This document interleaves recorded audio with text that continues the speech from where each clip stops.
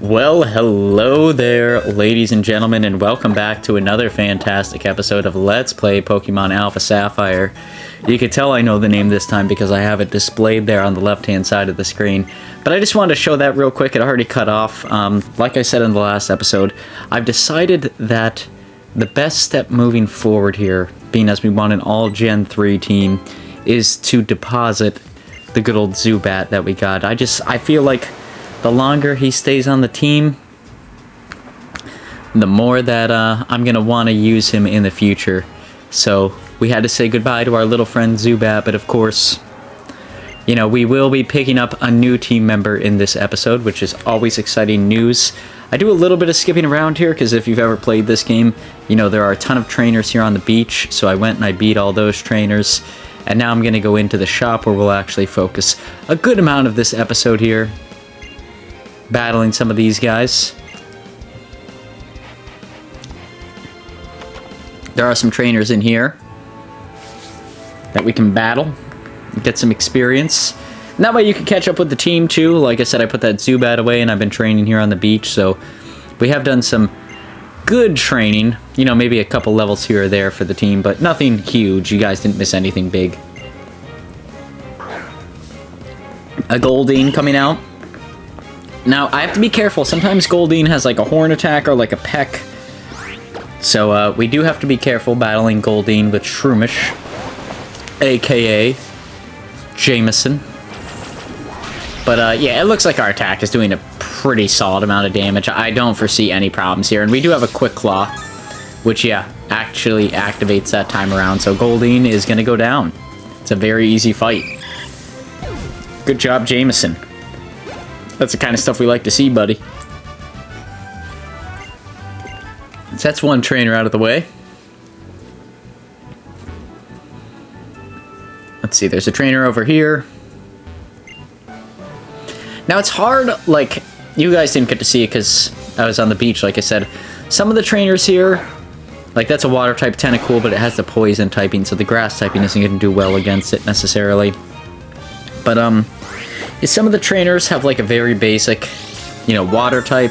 Some, like this guy, water poison here. And then some just have like downright fighting type Pokemon, which is not fun to deal with, like just starting with Jameson. Because, I mean, obviously, right, Jameson's here to stay, I would say, on the team until the end of the game. Fireball's here to stay till the end of the game. Miller, our wing goal, probably not. The member we catch later in this game, like in this episode, is likely here to stay till the end of the game. But that gives us like 3 Pokemon. So we really want to focus our training on them and then let the EXP share kind of dish out. We want to keep Miller in that range, but we don't need to give him as much attention as we give other Pokemon. And you see, here's a Machop coming out. Now I am going to give it to Miller because we actually have the opportunity there to switch out in the meantime. But I think for any instance, like if we just start out and a Machop's on the field, I'm gonna try and let Jameson deal with it. Like I said, it's good to keep Miller like in the ballpark of Pokemon there that we want to use, but I don't think it's a necessity. I think Miller will eventually be replaced, and it will be replaced by a pretty solid Pokemon, if I remember correctly. Well, actually, like 2 Pokemon will replace it, but if I've done my math correctly, looking at the sheets of what Pokemon I want.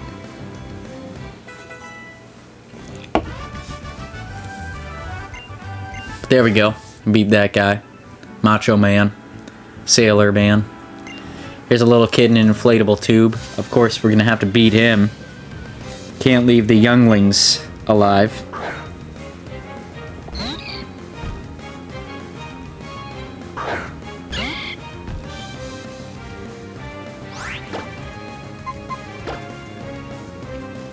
What has he got? He's got an Azumarill.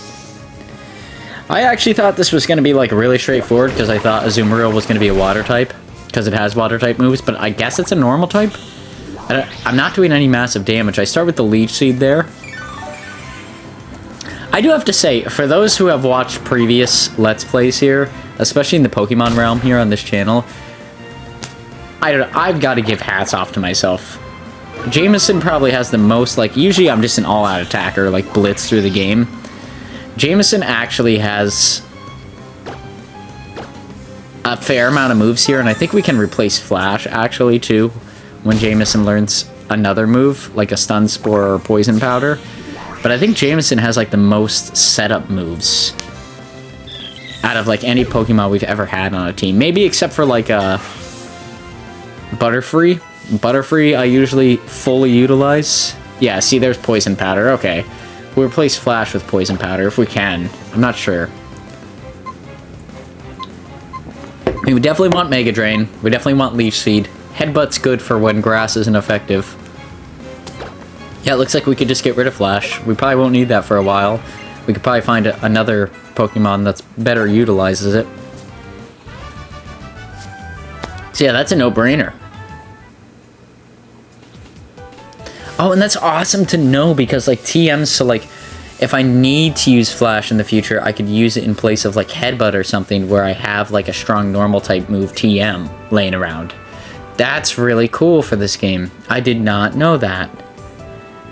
So that's good to know, like, which moves we teach Pokemon that are TMs, we're better off to replace those if we have to replace HMs.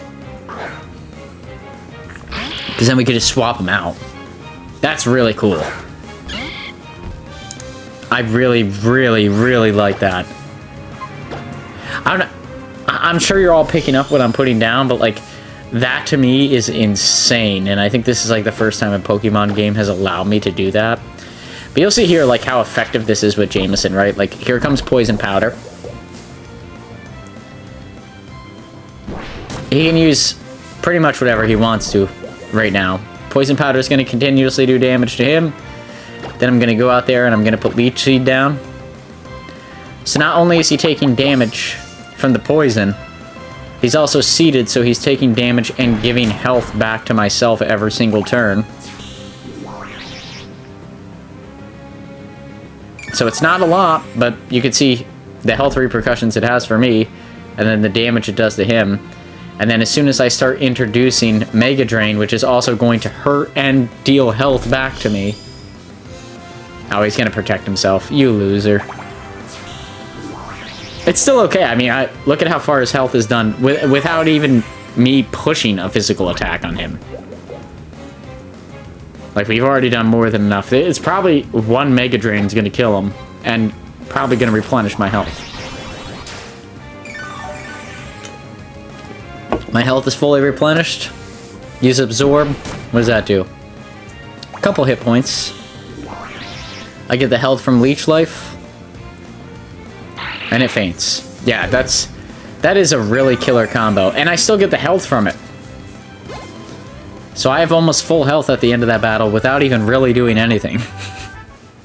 I just sort of set up well. Now, once again, these are computer users, and this is very, very early game. So, like, this could change very much so in upcoming episodes, but, like, it feels like for the time being, we have a pretty killer team and layout that I think is going to carry us, maybe not through the entirety of the game, but a good bit. You see, even here, like a normal type, like, I have legitimately no advantage. Poochyena, by all means, should be able to kill me with Bite pretty quickly here. I guess not, but I thought it should have been. But we'll see how our strategy here works against a Poochyena. I get it, it's a little bit slower to watch, but I feel like, you know, we're used to an all-out assault. It feels nice to Average Joe actually using some strategy in a game like this. Because this is like, you know, the kind of game I would just say, yeah, to hell with it, and continue to push forward. But I feel like this time around, we are doing our due diligence.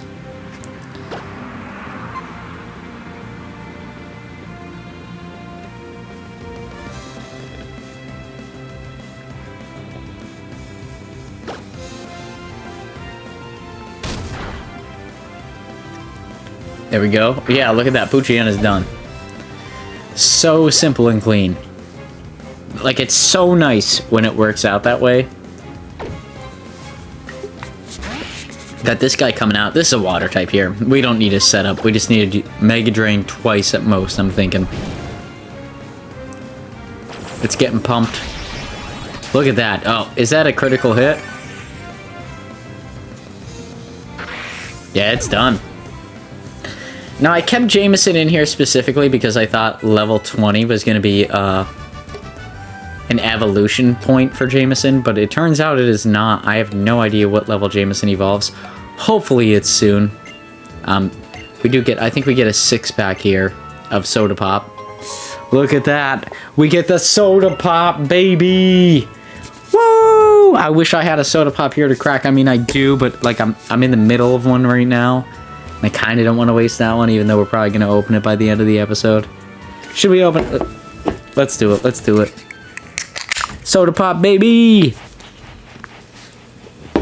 As always, yeah. We gotta love the Soda Pops, right? We go above and beyond. We love our Soda Pops over here on the Average Joe channel. It's what we're naming all of our Pokemon after all. Might as well go for it.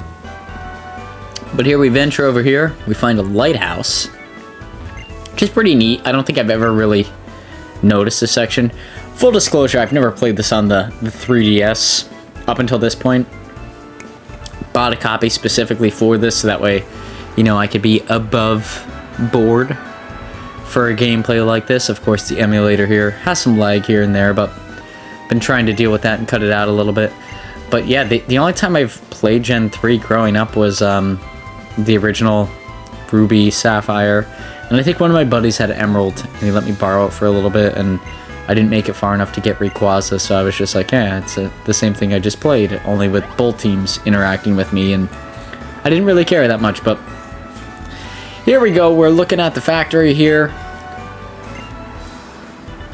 We need to find the Captain Stern.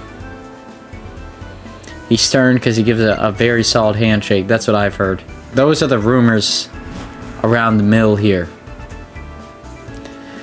I do like... I like the rotating camera angle, which you're going to see here in a minute. I go to talk to this guy. I'm just checking to see if Captain Stern's hiding out here. I like these camera angles. Look at that. That's slick. Slick stuff. You know? Keep looking to see if there's something hidden here that I just might not be noticing, but it is some pretty slick stuff.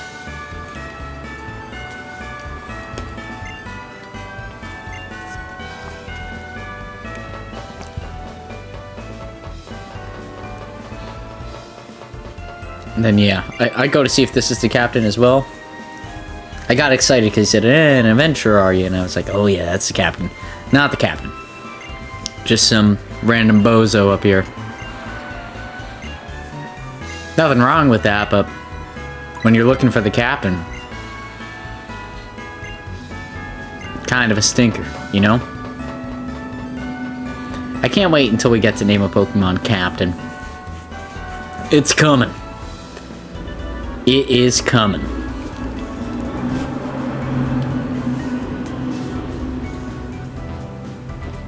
Let's go and we'll try and talk to this guy.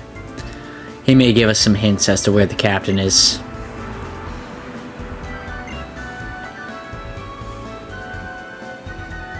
Okay, he's in a museum of sorts. We got that much out of him. I have no idea where the structure is. Let's go uptown here.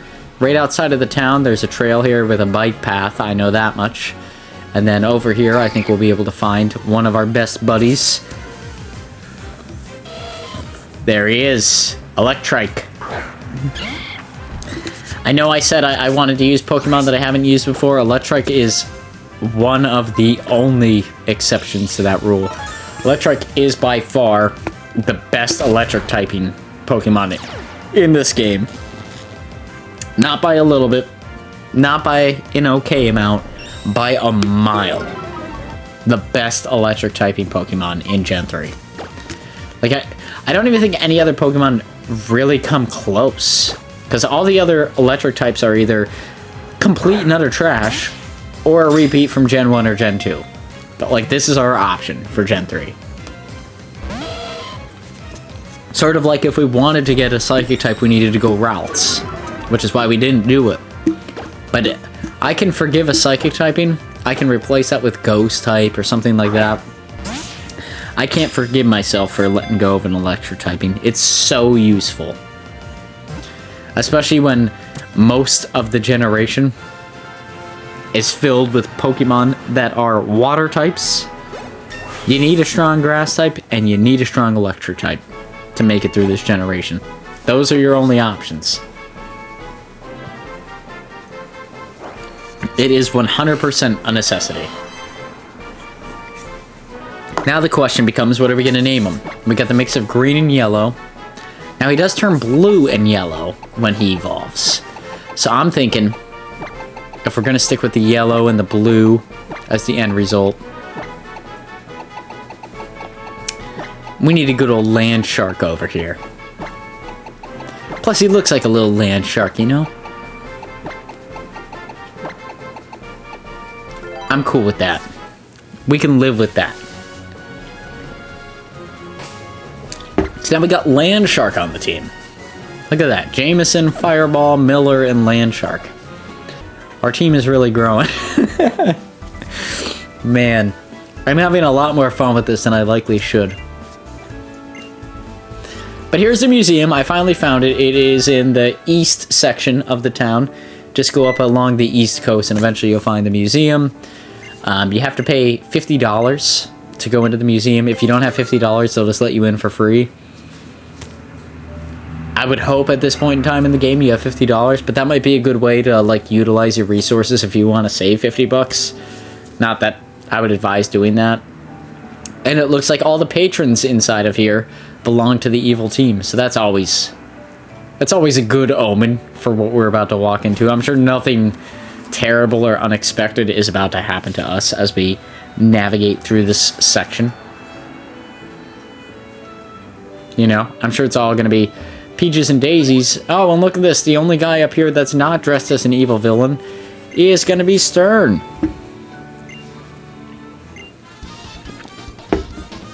Let's talk to Stern. Oh no, here comes two evil villain people. Sort of the underlings. I think I actually might have Land Shark here in position A. Just so that way he's able to inherit some of the EXP. Yep, I have Land Shark in the first spot. Now, he doesn't have any electric moves. This is my first time checking him out. Need Thunder Wave, but that's just going to cause paralysis. So we're better off to switch. But it is nice to get Land Shark out there for these battles, because that means, like, you know, he's going to pick up more EXP actually actively being in the battle. So even if we can get a level or two out of him, I'll be happy with that. You know, it's always a nice victory when that kind of stuff comes together. And I mean, the amount of damage we're doing is... I'm not even concerned with how the battle's gonna end. We defeated that grunt, so one grunt down. I think we got one more to go. And then we have a monologue here from the evil bad guys. Who are that? Okay, two Pokemon here. Zubat. Man. It's one of those instances where I just wish Land Shark had some better moves earlier on. We could try Thunder Wave. Because, I mean, why not? It's going to confuse us. Nah, get the hell out of there. It's not worth it. Okay, we did get the Thunder Wave off, though. Good job, Land Shark. Don't know what we're going to do with that, but...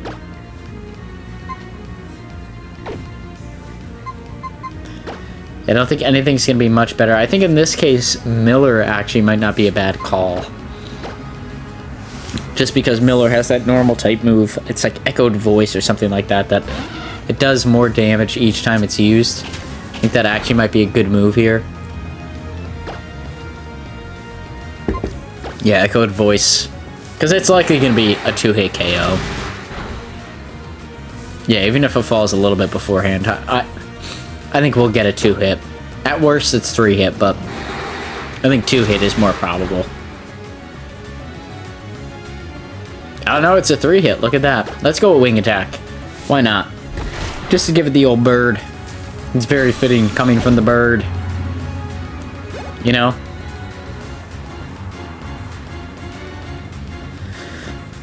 Switch Pokemon. Yeah, we should send out Landshark. Like I said, it's important to get Landshark cut up with the rest of the team right now. I know eventually we're likely going to get rid of Miller, but Landshark needs... I mean, he's only level 12 right now. Everybody else is, like, really, really close, if not at level 20.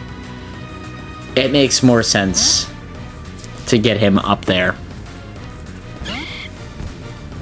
He's got quite the climb to do to catch up with the rest of the team. But with that being said, ladies and gentlemen, I hope you liked this episode. If you did, please feel free to like, comment, subscribe. All that good stuff is greatly motivational for myself and continue to make videos just like this now and in the near future. As I've said in many other episodes, if you subscribe, like I said, greatly appreciate it. There's no harm to you guys, and if you like the content, you know, you'll get to see more of it. But as the schedule goes for the meantime, we'll be posting this series here on Tuesdays and Thursdays, as always, per our Pokemon schedule. And we'll be playing Donkey Kong Country here on Mondays and Wednesdays. We've been making some good progress in that game. Some episodes are a little bit longer than others, but I've been trying to keep things relatively on the short side as compared to the Pokemon side. You know, lots of grinding, lots of story, lots of things going on in Pokemon.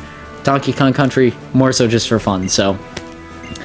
Either or, if you want to watch either of those episodes, like I said, please feel free to check them out as they come out by either subscribing or liking the videos and keeping up to date with them. You could also go and check out the playlists for every Let's Play that I do. I make a new playlist, so we have all the playlists going on currently, and then all the Let's Plays that I've done in the past, in case there's anything out there you want to check out, like Kingdom Hearts, other Pokemon games, Super Mario games, anything along those lines. It's all out there. Go check out the playlist section of the channel. But until next time, ladies and gentlemen, like I said, hope you all enjoyed, and we'll see you all here on the next one. Until then, peace out, Girl Scout.